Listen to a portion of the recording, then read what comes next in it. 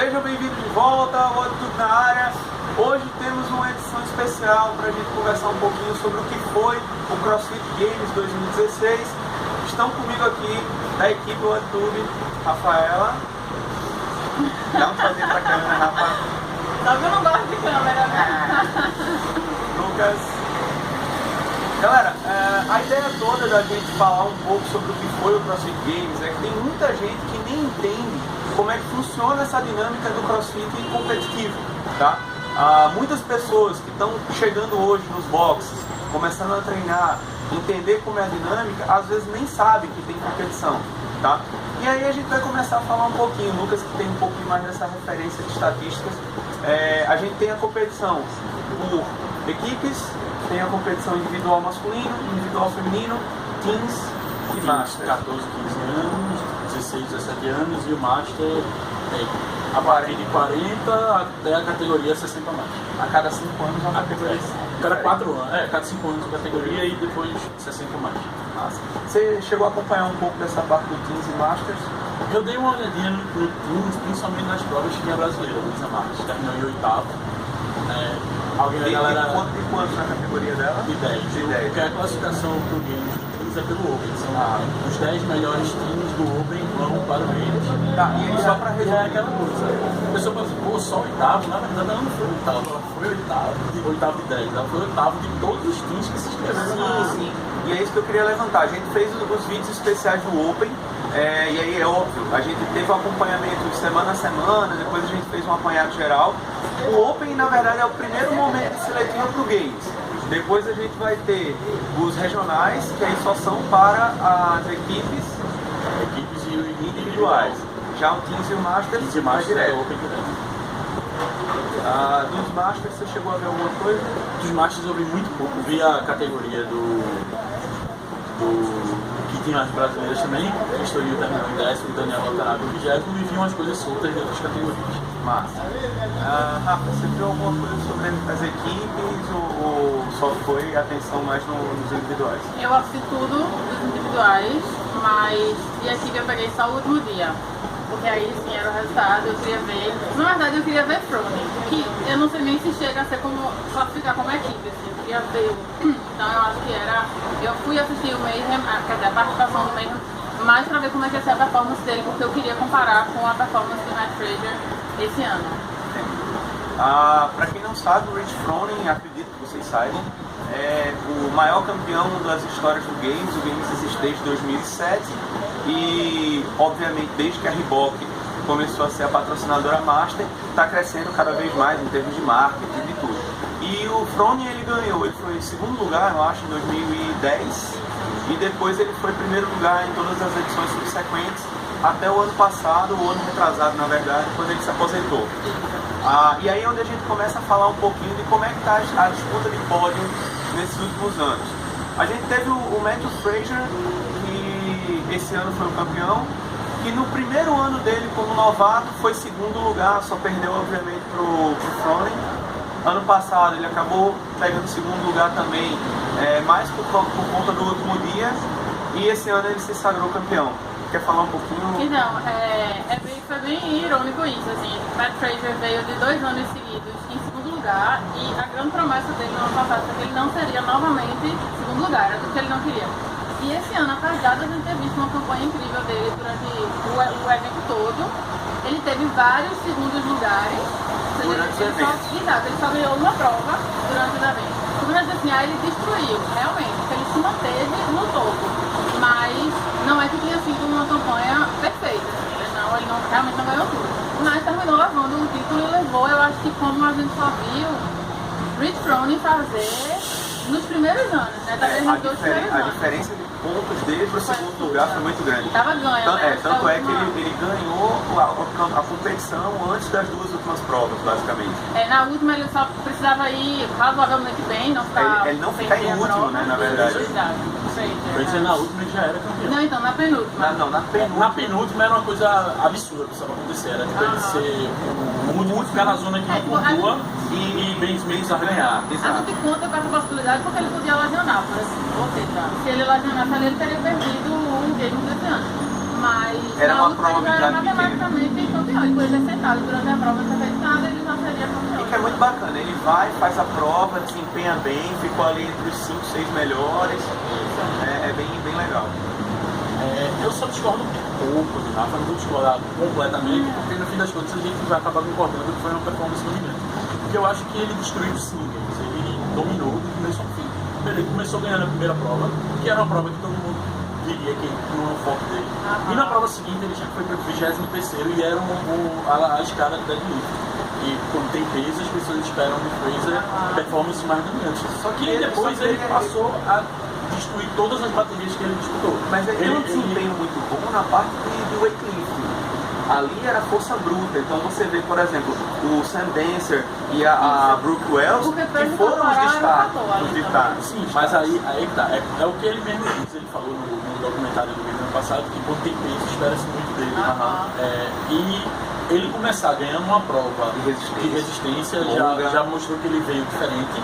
E outra coisa, a diferença do sprint dele desse ano para o sprint do ano passado, ele perdeu o game no sprint e esse ano ele confirmou a vitória no sprint. Mas eu acho que esse foi o grande ponto de tudo que Matt Fraser fez esse ano. Eu acho que a coisa mais relevante que a gente viu foi como é possível em um ano você treinar as suas fraquezas e você voltar, não saindo bem, mas assim, indo melhor do que todo mundo nas suas fraquezas. Acho que essa é a maior lição que ficou pra mim. Passando que o CrossFit é um esporte de regularidade, não é um esporte de picos. Froning não ganhou todas as provas dos 4 anos. Não. Inclusive as provas mais longas de resistência eram as que ele ia pior. Fraser botou mais de 200 pontos de diferença do segundo colocado. Então não tem como dizer que esse cara não dominou o game. Foi uma performance dominante que não se via desde o Bitcoin. E aí ano passado, para quem viu o documentário, que não viu ainda está disponível no Netflix paga nós.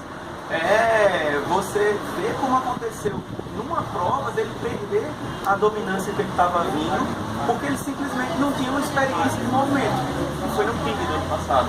Isso, né? Mas vamos voltar um pouco. É engraçado, né? Eu treino há mais de 10 anos e nunca vi um pneu. Então vamos voltar um pouquinho só para a gente lembrar. Esse ano o CrossFit ele tem o acompanhamento durante o processo, que era os vídeos chamados Road to. E aí ele tinha um chamado Top Dogs. Então ele pegou o Matt Fraser, o Ben Smith, o campeão do ano anterior, né? E aí a gente começa a ver que é tudo muito próximo. Só que aí a gente viu, por exemplo, chegar em terceiro lugar esse ano um novato, que foi o primeiro canadense, acredito, no pódio masculino. Desde 2007. Né? Desde 2007. E aí você está vendo isso consecutivamente, como foi o caso ano passado do feminino da Tia Tumi, que esse ano foi em segundo lugar de novo. Chega no primeiro ano, já está no pódio. O que vocês acham que está acontecendo? O pessoal está se preparando mais antes de ir para a disputa? Eu acho que essa é uma pergunta super relevante para quem é crossfitter hoje, porque esse pessoal que é veterano deveria ter uma vantagem. Como era essa que teve? Ben Smith, no ano passado, talvez a grande vantagem dele tenha sido que ele era um veterano, ele estava 7 edições no game. Mas como é que os novatos chegam? Por exemplo, isso é uma coisa que eu me peguei pensando. Matt Fraser, no primeiro ano dele, fez super bem no Games, tendo treinado pouquíssimo tempo e tendo vindo de weightlifting. Se esperava muito que ele fosse muito bom na parte do levantamento do peso. Acho que foi a mesma coisa, né? Exatamente, que era de weightlifting. Como é que esse pessoal consegue dominar os ginásticos tão rápido? Então, o Matt Fraser chegou fazendo butterfly, por exemplo. Mas é um processo que até eu fiz o curso do Gymnastics agora há pouco e foi falado pontualmente nisso. A ginástica dentro do CrossFit, ela é determinante, mas ela não é feita em excelência. Ela é feita para dentro da pontuação do CrossFit. Se você imaginar que um atleta de weightlifting, óbvio, em nível competitivo, olímpico, como vai ser o caso da Tia Claire Kuhn, você tem uma preparação que não é só levantamento. Eles também passam por preparação ou vivências de movimentos ginásticos, que não seja hoje, mas já viveu isso em algum momento. Então eles têm uma preparação esportiva que é muito mais ampla do que a gente costuma ver no cenário nacional. E do que o ginásio. Exato. Então talvez seja muito mais vantagem para eles ter tido uma experiência de levantamento de peso com alguma experiência ginástica e depois para o CrossFit eles dão muito mais ênfase no treino ginástico. Ou seja, isso é uma coisa muito relevante, porque então talvez o perfil do CrossFit ainda tenha esse perfil mais de levantamento de peso. Porque você vê o pessoal As que veio da competições são ginástica. pensadas dessa Pois é, forma. porque você vê o pessoal que veio da ginástica e existe uma vantagem. Por exemplo, aqueles Henderson, que são irmãos e tal, que vêm de ginástica, eles levam uma vantagem absurda nas provas que tem movimento ginástico, não mais ao mesmo tempo. Eles são bons em levantamento de peso. Mas ainda não tem Mas a ainda- força que precisa. É engraçado quando você vai observar. O pegboard, por exemplo, ano passado, foi assustador como muita gente não conseguiu fazer nada no pegboard.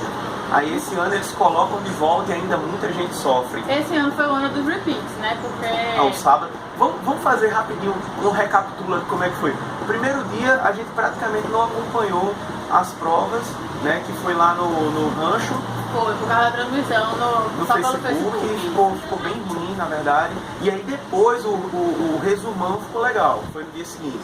Mas você teve uma prova de 7 km lá, imitando o primeiro evento do primeiro Games, né? Depois a escada de deadlift e depois a prova que era wall ball, sit-up no GHD e o sprint lá na colina. No segundo dia foi uma prova só na água, na praia. Eles nem deram muita atenção esse segundo dia. É que não era, antes não tinha evento. E esse ano foi todos os dias. Foi, exato. Teve um dia só na praia. Então a gente começa o sábado exatamente como a gente começou no ano passado, com o buff. Só que aí eles tiveram a decência ou o cuidado de colocar o buff de manhã, bem cedo. Exatamente, isso eu achei isso, exatamente. Mudaram o esquema de Eu repetições, achei porque super ano passado justo teve isso. gente que saiu praticamente inválido do buff. Atleta de Teve uma alto nível reversão com negativa. lesão permanente no mínimo, por exemplo. Exato. Foi bem feio isso. A N, foi a N? Não. Ele foi afastada por causa de insolação, de um monte de coisa, então é bem complicado isso. Mas esse ano o esquema do Murphy foi diferente, colocaram mais cedo, então o calor já foi menor. Eles quando fizeram água e tudo mais. Isso, eu acho que até o colete tinha um sprayzinho dele, não foi? A nossa produção. Produção. E aí tiveram um esquema diferente em 6 séries, né, para fazer em blocos o desgaste do Murphy, e aí foi bem legal.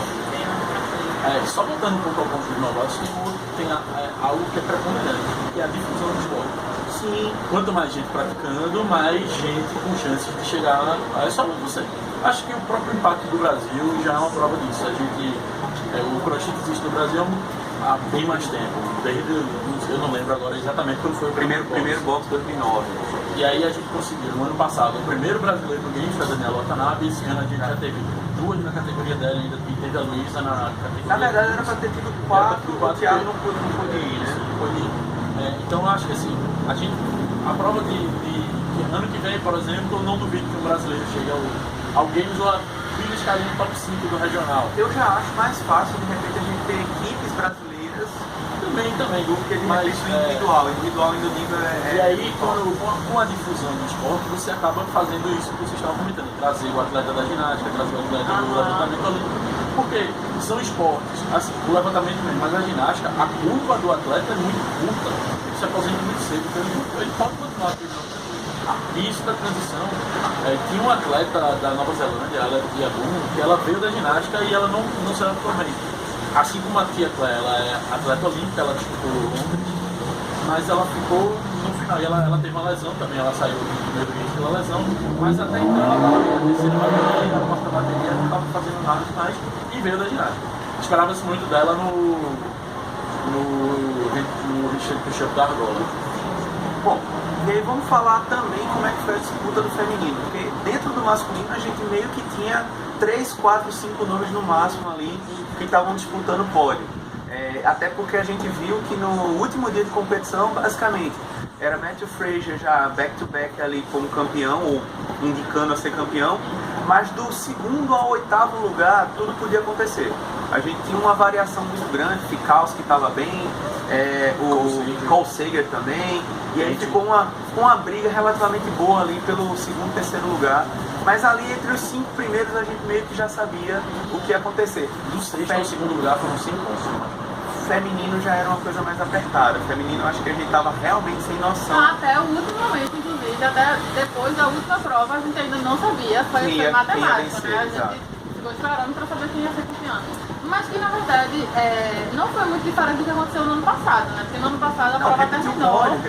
Não, e essa situação que eu digo assim, de ser muito próximo, no ano passado a prova terminou, Catherine terminou primeiro, quer dizer, antes de Sarah, que era o que ela precisava fazer, mas precisava de um número de colocações entre ela e Sarah. E a gente ficou esperando, não foi. Não, Sarah. Ano passado, Sarah podia passar ela, era alguma coisa assim. E aí ficou se esperando porque ela travou no recente push-up na paralela e tal. E, ou seja, de novo a gente ficou esperando porque era a questão matemática, né? Então, eu acho que isso prova que não tá, que tá muito disputado, que tá muito no mano a mano. E eu achei que até a penúltima prova ali a tia Claire ia ganhar. Porque teve algumas provas que você simplesmente não via de onde ela saía, ela chegava em segundo, primeiro. Ela, a Pixie também, algumas provas de força, ela tava pegando. O que foi muito ruim para a tia Claire é que a prova decisiva, a final, foi a do pegboard. Então, muita gente faltou a última subida do pegboard e os últimos trechos, que foi o caso de Catherine, e aí acabou que a posição entre tia Claire e Catherine foi muito pouco. Se fosse uma prova que tivesse talvez um outro exercício que não pegboard, talvez tia Claire tivesse conseguido passar, botar mais gente entre ela e Catherine, porque Catherine ficou em 12º na prova.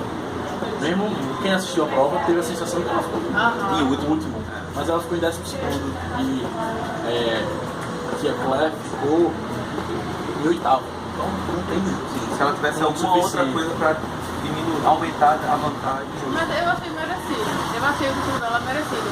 Eu acho assim, eu tenho um pouco de não sei, eu não gosto muito da ideia da pessoa ser bicampeã, porque ela fez história, ela é bicampeã agora somente junto com Annie Daughter. Sam Briggs ganhou 2 vezes, mas não em anos consecutivos. Acho que sempre só ganhou uma. Só ganhou uma. Acho que a única bicampeã era Annie. E assim, sem essa dominação, que eu acho importante para uma pessoa que conseguiu 2 vezes consecutivas ser campeã, que a gente só viu mesmo com o Sony até hoje. Eu prefiro esse Brasil agora. Será que a gente está chegando numa nova era Froning com Matthew Fraser e com Catherine? Eu acho que a minha aposta para isso aí é muito mais em cima de Fraser, porque a gente viu como o Fraser realmente repetiu o perfil do Froning, porque eu acho que os diferenciais dele esse ano foram, primeiro, ter chegado com todas as fraquezas dele estabelecidas, ou seja, trabalhadas, fortes e tal, que é uma coisa que Froning é conhecido por fazer. E a outra coisa foi chegar querendo ganhar. Chegar com aquela de, não, segundo lugar eu não vou ser, porque pra mim nenhum outro resultado é bom o suficiente. Não importa. Exatamente. Que essa postura é muito Froning. Froning sempre teve isso. Froning sempre foi dominante porque ele nunca gostou. Ele mesmo disse que ele não gosta de ganhar, tanto quanto ele odeia perder. Então pra ele o negócio é não perder. Ele precisa ser primeiro por causa disso. Talvez Fraser prometa mais nesse aspecto. Apesar que eu achei que Catherine entrou com muita vontade de ganhar. Eu acho que a questão masculina, sim, não domina pelo menos muito para isso. Mas no feminino, se você comparar para ver estatisticamente, do quarto colocado para o primeiro são 110 pontos de diferença. Isso num games é muito pouco. E aí a gente tá falando, prova, o quarto colocado foi Sam Briggs, veterana. E aí a gente tem a Sarah e o pódio, né? Sarah, Tia e Catherine. E abaixo de Sam Briggs, menos de 70 pontos, teve a Carrie Pierce e tem também Brooke Wells e Cara Webb, que são 2 atletas que você não pode simplesmente excluí-las de briga por pódio no game. Eu acho que as dots são sempre muito boas e elas têm um desempenho bacana, mas as australianas estão vindo muito forte, tanto a Cara Webb quanto a Tia Toomey. A Brooke Wells também, ela saiu de 16º no ano passado para 6º esse ano. Então eu acho que a gente vai ter uma elevação de nível no ano que vem. De repente a gente tem uma diferença de pódio aí, que seria bacana.